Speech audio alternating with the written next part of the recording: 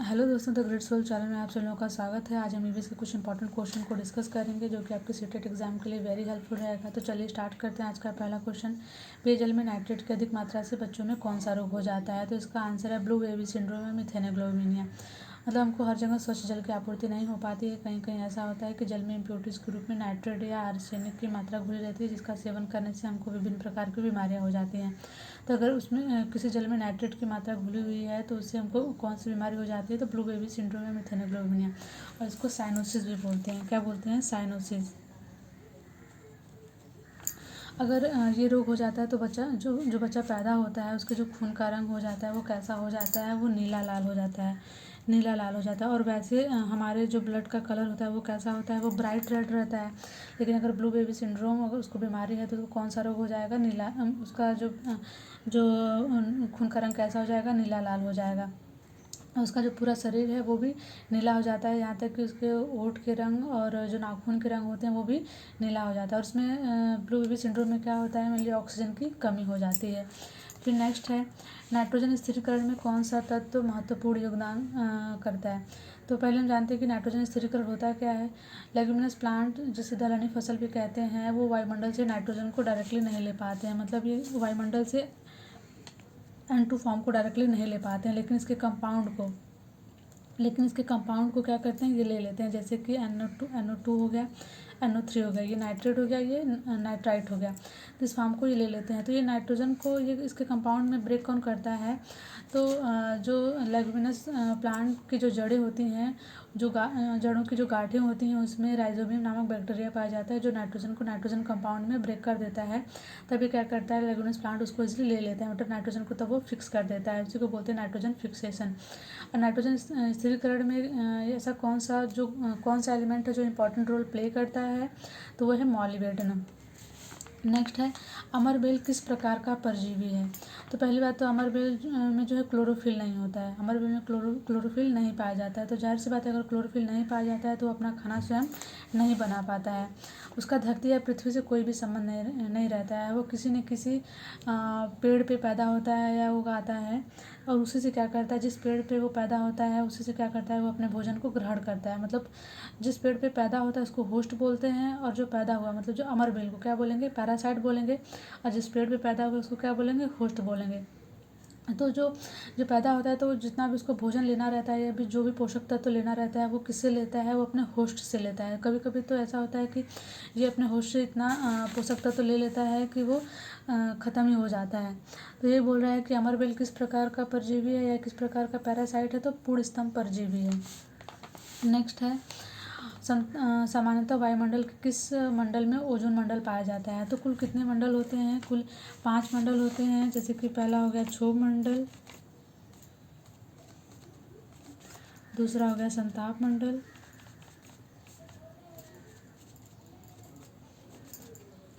तीसरा हो गया मध्य मंडल, चौथा हो गया आयन मंडल, पांचवा हो गया बहिर्मंडल। तो जो पहला मंडल है क्षोभ मंडल, उसमें क्या होता है? जितने भी मौसमी घटनाएं होती हैं जैसे आंधी तूफान बारिश, ये सारी घटनाएं किस में होती हैं? क्षोभ मंडल में होती हैं। और ये कहाँ से कहाँ तक होता है? तो मतलब पृथ्वी के सतह, मतलब 0 से 18 किलोमीटर तक ये होता है। ये हो गया।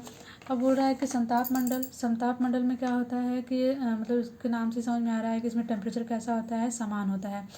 और संताप मंडल में क्या पाया जाता है? ओजोन मंडल पाया जाता है। हमसे क्वेश्चन पूछा है कि सामान्यतः वायुमंडल किस मंडल में पाया जाता है? तो ओजोन मंडल में पाया जाता है, सॉरी संताप मंडल में पाया जाता है। तो और इसमें क्या है कि जो हवाई जहाज़ चलती, पूछता है कि हवाई जहाज़ कौन से मंडल में चलती है? तो वो भी किस में चलती है? संताप मंडल में चलती है। फिर इसका कहाँ से कहाँ तक होता है? तो ये 18 से 50 किलोमीटर तक होता है। फिर नेक्स्ट है मध्य मंडल का क्या काम होता है? जो उल्कापिंड होती हैं उनको पृथ्वी तक आने से क्या करता है? ये रोकता है। और ये कहाँ से कहाँ तक होती हैं? तो 50 से 80 किलोमीटर तक। नेक्स्ट है आयन मंडल क्या करता है? रेडियो तरंगों को परावर्तित करता है। और जो सैटेलाइट रहते हैं वो इसी मंडल में रहते हैं। और ये कहाँ से कहाँ तक होते हैं? तो 80 किलोमीटर से लेकर 640 किलोमीटर तक। और बहिर्मंडल में क्या होता है? हीलियम और हाइड्रोजन गैस जो है प्रचुर मात्रा में पाए जाते हैं, इनकी अधिकता होती है। और 640 किलोमीटर से जो भी ऊपर है, मतलब इससे आगे जो भी है वो कौन से मंडल में आएंगे, बहिर्मंडल में आएंगे। तो हमको क्वेश्चन क्या पूछा था, सामान्यतः वायुमंडल सामान्यतः वायुमंडल के किस मंडल में ओजोन मंडल पाया जाता है, तो इसका आंसर हो जाएगा समताप मंडल। नेक्स्ट है चपरेल नामक झाड़ियाँ कहाँ पाई जाती हैं, मतलब चपरेल नाम है और इस नाम की क्या झाड़ी है, वो जनरली कहाँ पाई जाती है, तो ये कैलिफोर्निया में पाई जाती है। नेक्स्ट है सबसे अधिक घना एवं सर्वाधिक जीवभार वाला बायोम कौन सा है, तो सदाबहारी वर्षा वन है। अब सदाबहारी वर्षा, पहले तो हम समझ लेंगे जीवभार मतलब क्या होता है। जीवभार ये दो शब्दों से मिला है, बायो और मास से मिलकर बना है। तो मास का मतलब क्या होता है, मास का मतलब होता है जिसमें जो आसान गिरता है और जिसका कुछ ना कुछ वेट हो, जैसे कि चौक हो गया, बुक हो गया, लकड़ी हो गया, टेबल हो गया, हम और आप हो गए, ये मास हो गया। लेकिन ये मास कैसा होना चाहिए, बायो मतलब ये लाइफ होनी चाहिए इसमें। तो ऐसा मास कौन सा है, तो ऐसा प्लांट्स और एनिमल्स ही हैं, प्लांट्स और एनिमल्स ही हैं। तो ये क्या बायोमास, तो ये सबसे ज़्यादा कहाँ पे पाए जाते हैं, तो ये सदाबहारी वर्षावन बायो में पाए जाते हैं। और इसकी खासियत क्या है कि यहाँ पे बहुत ज़्यादा उच्च वर्षा होती है। और एग्ज़ाम में पूछा हुआ था, शायद टेट के एग्ज़ाम में पूछा था कि यहाँ पे कितने सेंटीमीटर तक वर्षा होती है, तो यहाँ पे 200 सेंटीमीटर से अधिक वर्षा होती है। यहाँ पे 200 सेंटीमीटर से अधिक वर्षा होती है।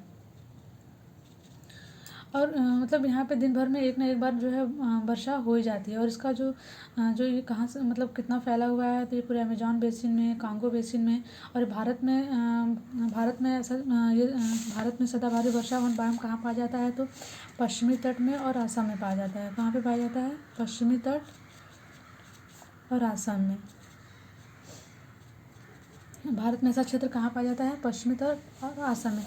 एग्ज़ाम में ये भी पूछ लिया जाता है कि इस सदाबहारी वर्षा वन में कौन कौन से पेड़ पाए जाते हैं, तो जैसे कि आबनूस हो गए, रबड़ हो गए, सिनकोना हो गए, ये ताड़ हो गया, ये सारे पेड़ जो है यहाँ पे पाए जाते हैं। फिर नेक्स्ट है सदाबहारी वर्षा वन बायोम का एक और खासियत है कि यहाँ पे जो वन है वो ये हमेशा हरे भरे रहते हैं। और ये इतने घने होते हैं कि अगर इसमें कोई जानवर भी मतलब घुसना चाहता है तो मतलब बहुत मुश्किल से इसमें घुस पाता है। फिर नेक्स्ट है मानसूनी वन बायोम की औसत वार्षिक वर्षा कितनी होती है। हम जो ऊपर पढ़े हैं वो किसका था, सदाबहारी वर्षा वन बायोम का था, जो कि 200 सेंटीमीटर से अधिक वर्षा होती है। अब यहाँ पे दिया है मानसूनी वन बायोम, मतलब मानसूनी वन बायोम की औसत वार्षिक वर्षा कितनी होती है, तो 150 से 200 सेंटीमीटर होती है। मानसूनी वन बायोम हमारे पूर्वोत्तर भारत में पाया जाता है।